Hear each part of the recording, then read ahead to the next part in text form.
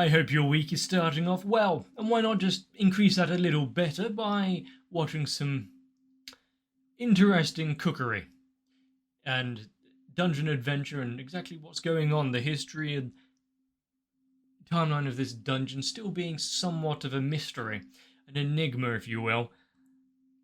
But at least there's some barbecue along the way. I'm all here for it, and hopefully you are as well.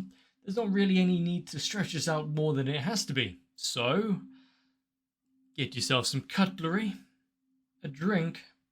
Let's sit down and begin the feast. That is more Dungeon Meshi.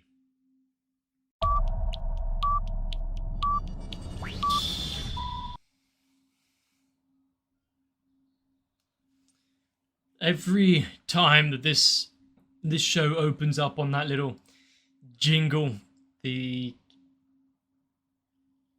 adventure begins, and I'm here ready for it. Whether we're in the drowned lakes, the tower forest.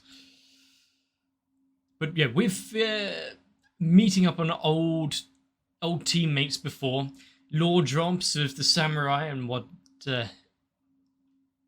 he may have been in the team for. Does that mean that he's next to be rediscovered?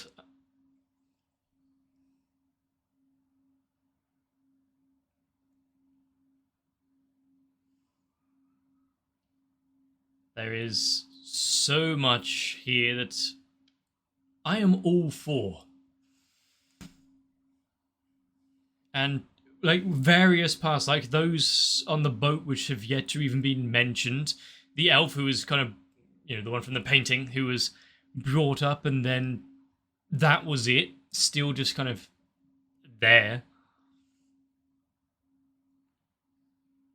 I forgot to check how many episodes there were in this season. I think we're like halfway through. Can't remember.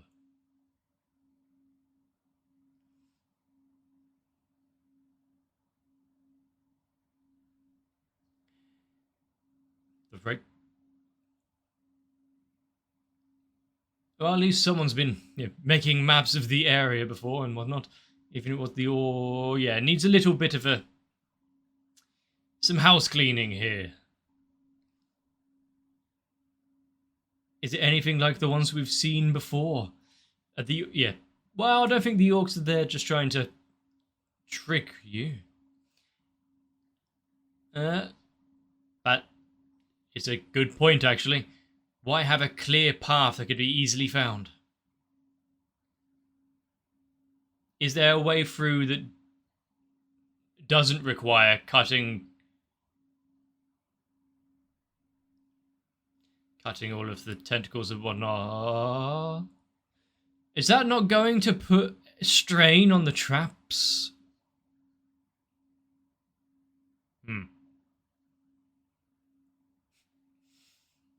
He has a history with mimics. As we've seen, the PTSD runs deep. Progress. At this point, I think tying a rope off and just abseiling down might be faster. Are there hidden paths? Get Chulchuk to scan the walls without putting himself in danger. His friend!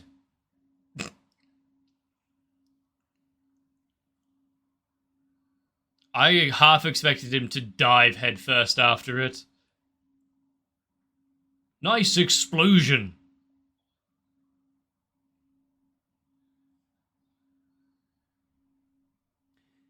I mean, we know he doesn't care about the axe, so if they take the pot, what then?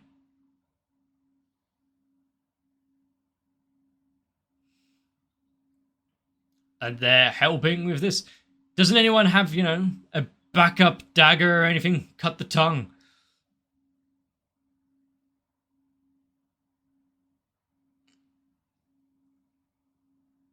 Well, time for some tactical activation of the traps.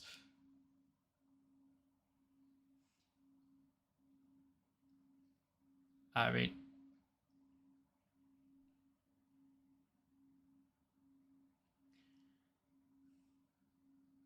is there the slime on their skin?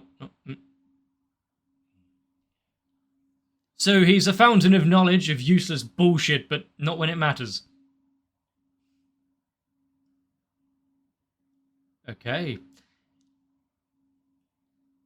Might not be the most dexterous making mittens, but if it works, it works.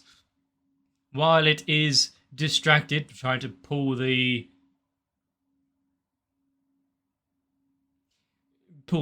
axe off. Is that a good idea? I mean, sure, he was trying to pull it out to activate the trap and whatnot, but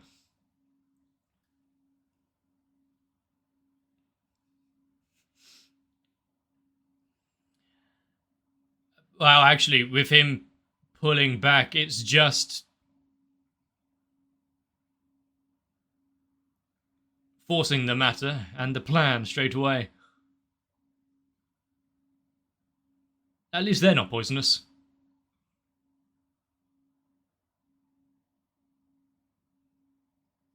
Some quick thinking and having some effective new gloves. What did he just glean from this? Okay. Yes, but well, now they can make little trench coats of the frogs, and they can just walk down without being bothered. While Senshi makes lunch. Okay, are they making like tentacle gnocchi? They are here for a few hours at least, though, for getting that much done. Okay. It was tentacle gnocchi. I mean, it's probably not that hard to figure out once you know the ingredients and kind of the process he was making.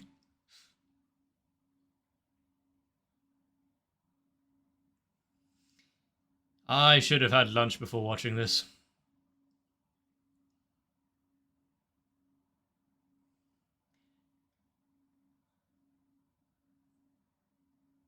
Is she going to fall for it that easily? I mean, it's a new fashion choice. The frog skin onesie. I'm sure it would be all the rage up top. Chill Chucks was a little more difficult to make.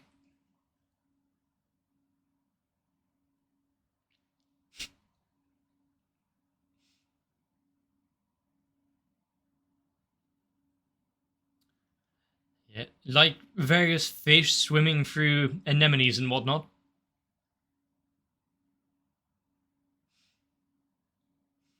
I do like Senshi's round face in it.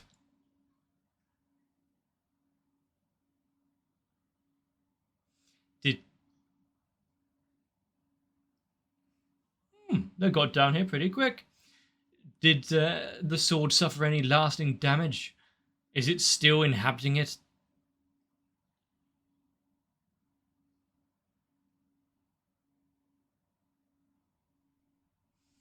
Is the dragon going to attack a bunch of frogs? Oh, they're removing it, okay.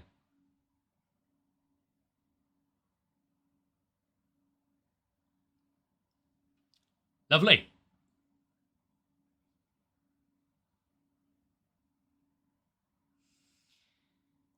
Just think of it as an extra layer of defense.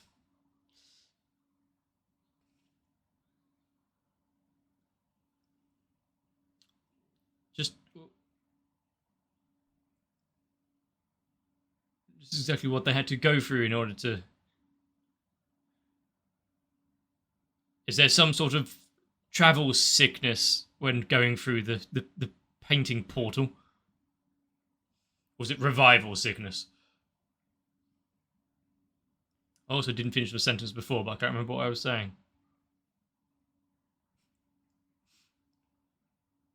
I do like that there is some now outside the dungeon story building with characters that we've been shown.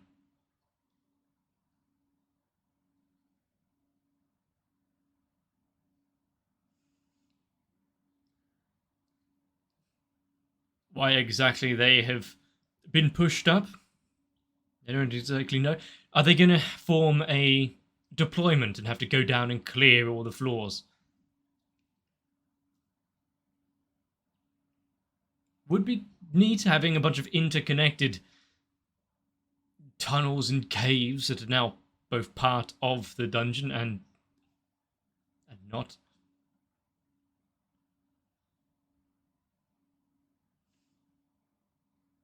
I like the stylized designs of the different races there.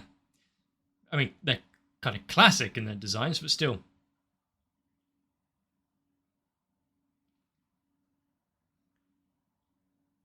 They are busy delving ever deeper. Hopefully they don't wake anything.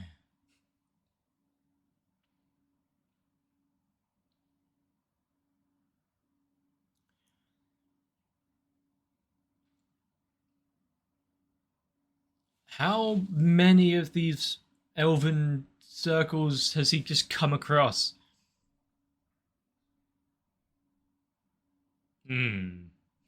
Elf, you say? In the dungeon, you say?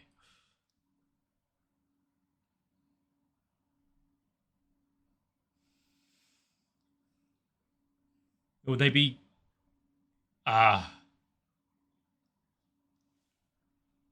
Is it something they can just reclaim like that?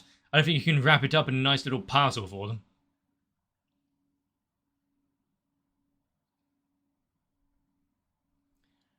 So if he denies the request, what then? Is it war?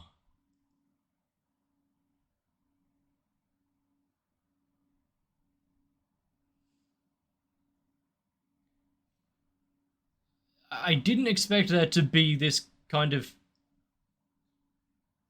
outer national diplomacy and delegation and whatnot going on about the ownership, the right to the deeds of the land itself. And now having not only the time limit of the dragon's digestive system, but the time limit of the elves' arrival in the dungeon itself.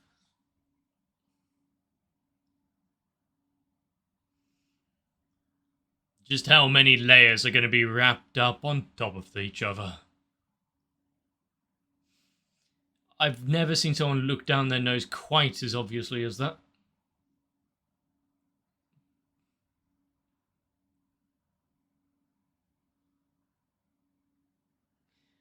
But is he willing to dive back in and find this?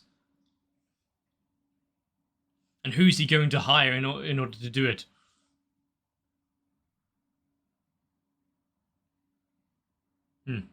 Otherwise, you will lose everything. Does he have a few names in mind for adventurers to hire?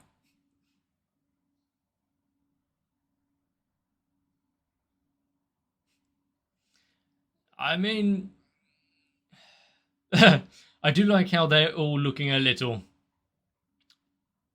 sincerely into the adventure. And then there's Short Truck.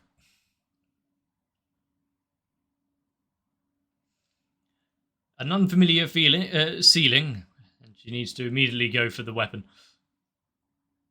Is she now released from service?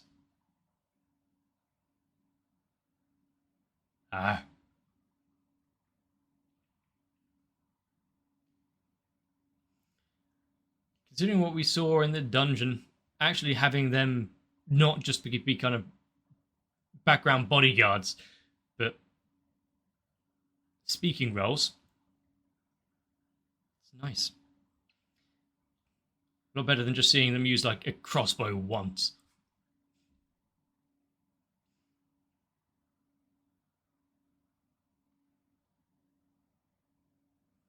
Because I did think that there were going to be a bunch of excess characters that are just kind of designed and there and sure, whatever.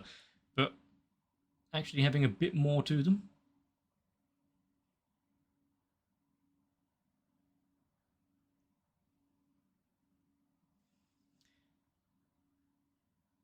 Somewhere in the remit of every...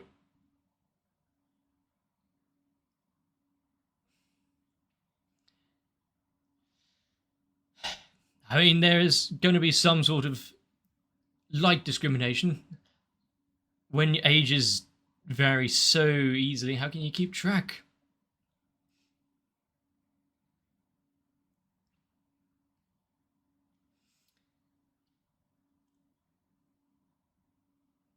How high was the street there for a window like that?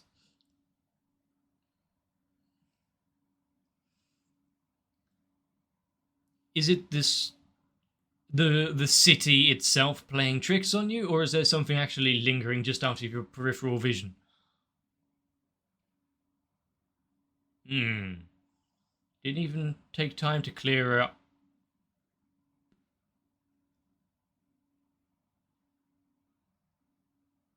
Flour and alcohol. Perfect. That's them sorted for a week. I mean, they could just say, yeah, they're also just damaged in the escape. I would say that might be the remnants of a battle with a dragon. If they are so cooked so thoroughly.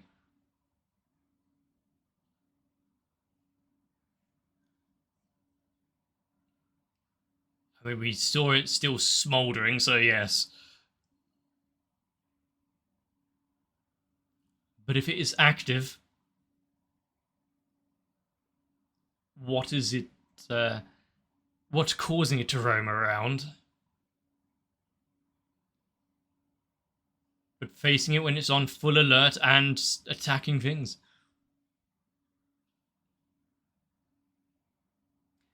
Then bringing it back is going to be difficult. You know, revival from dragon feces. It's going to need a book or two and experimentation.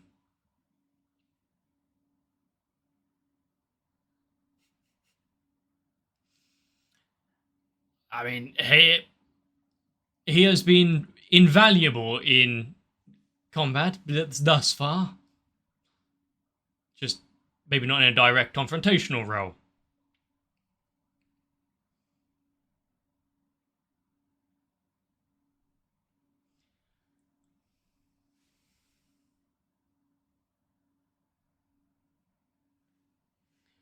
I mean, they seem to have a full, kind of almost rounded party back then.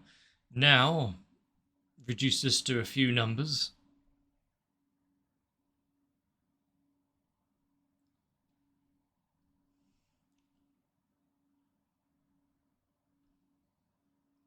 Well, let's hope it makes that easy for them. I can think of a few other places that might be weak, but sure, let's go under the neck. Big.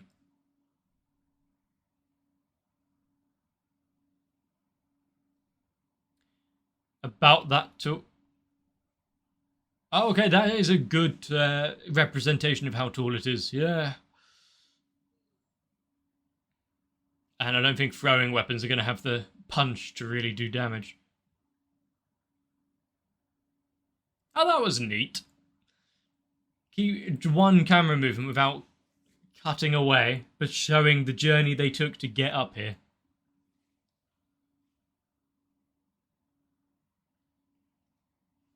No feather fall. For shame. Well, they've got the pan, but I don't think that would do much to fend off all of the fire breath.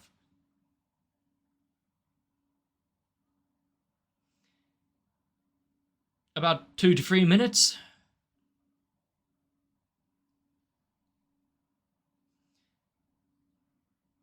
You know, thinking of the journey and getting her back and everything all the way here, I didn't have to actually think of a true plan of fighting back.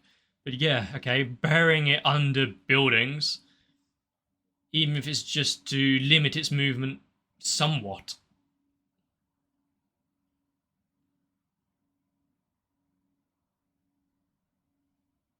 Let's hope that the buildings fall in a logical pattern that they can control.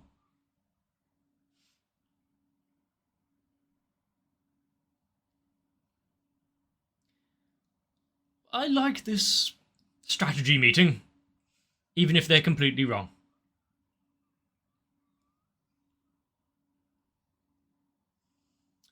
Stomachache.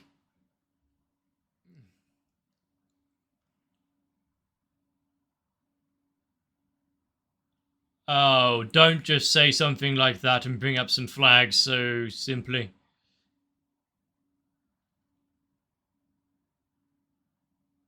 Adamantine, yes. But don't think of reforging the pot into anything.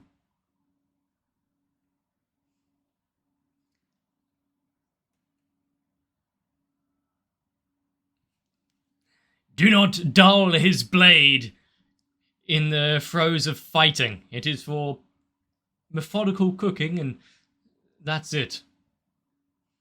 He is very protective of it.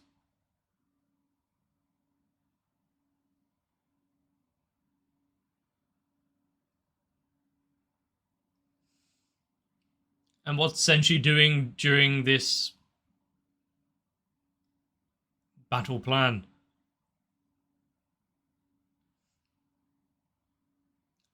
I mean, how are you going to fight a dragon on an empty stomach? Have a hearty meal.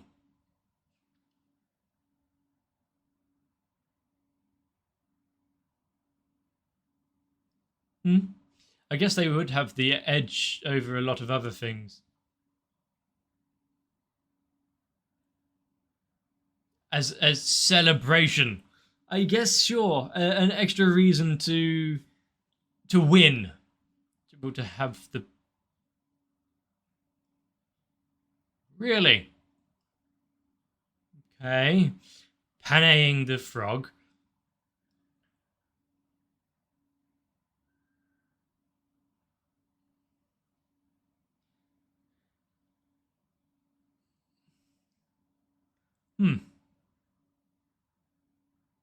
Cutlass to conquer the red dragon. I like how instead of an actual meal or anything, it's got a flavor text. Seems more applicable, but a function in its name.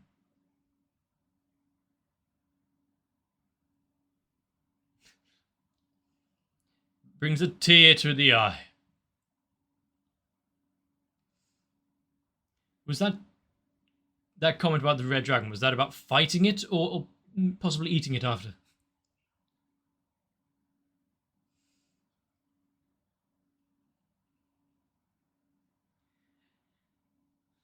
And he has managed to learn a fair few things on this journey as well. So he probably isn't lamenting meeting them.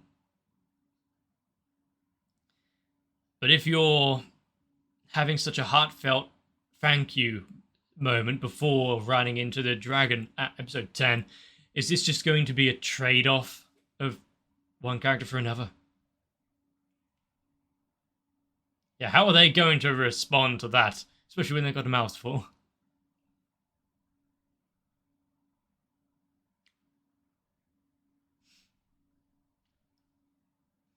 Having a Jurassic Park moment.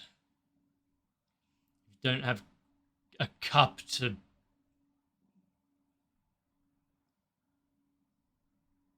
balance or anything. Did the one that we saw before have the horns there? Yep. I mean, after all, their last battle was against some frogs that they barely managed to win.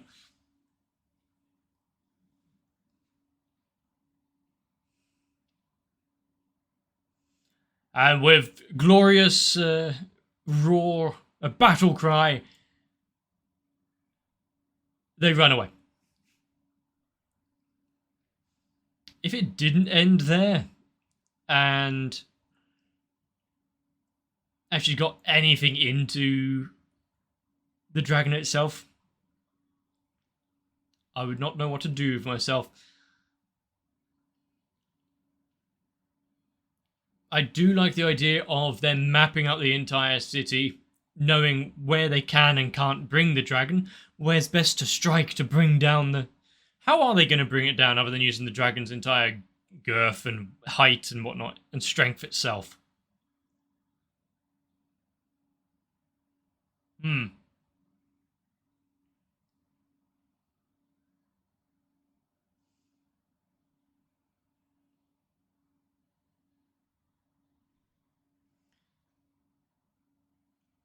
But yeah, having the dragon on the horizon, cool, we may somewhat overcome one issue of the dungeon, but if the elves on their imminent return, probably, I don't know if Marcel can be some sort of mediator, or if she'd even be treated kindly by them.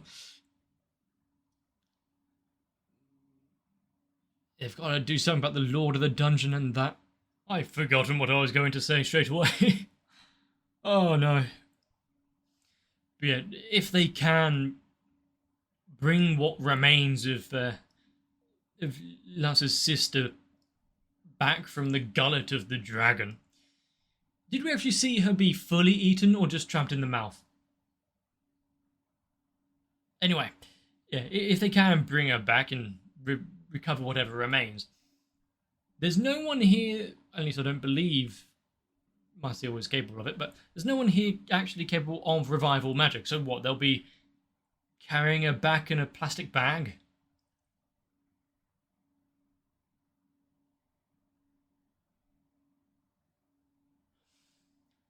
Granted, much like actually facing the dragon itself, I don't think they thought that far ahead. But it is good to see each of them actually try to step up and do what they're best at. Marcel putting down the protective wards and spells. Nope, that's about it. Essentially just cooking up a mean lunch. I'm not sure if Jorchuk's trap surveillance and whatnot is all too helpful in the realm of just like an inner city. Maybe it is. Who knows what kind of dangers lurk around every corner. But like I said during the actual episode itself, I do like the wider world being told. I like the story not just focusing on our little insular group. It is in drips and drabs showing that there's more of an interconnected world here, whether it be the dungeon and the surface, the dwarven tunnels buried through it and expanding the dungeon itself, whether it's the outside races coming back to reclaim their old birthrights, whether it's the history of the dungeon told through portraits. But so many bits and bobs there which really give me hope for how deep this story will go. Sure, on the surface right now it's a journey to recover a friend and family member, but past that, defeating the Lord of the Dungeon, is it going to be an accidental victory? Is it something that they strive for after actually recovering her, if they can? Maybe it's just an extra step, you know. The only way they can bring her back to life fully after residing in the bowels of a dragon is to seek aid from this dungeon lord, this immortal. Did it say immortal elf? Was that what was being hypothesized? Well, I'm all here for it. I want to see more. I'm going to get lunch because I am now starving. I don't actually have much to... Oh, no, I do have...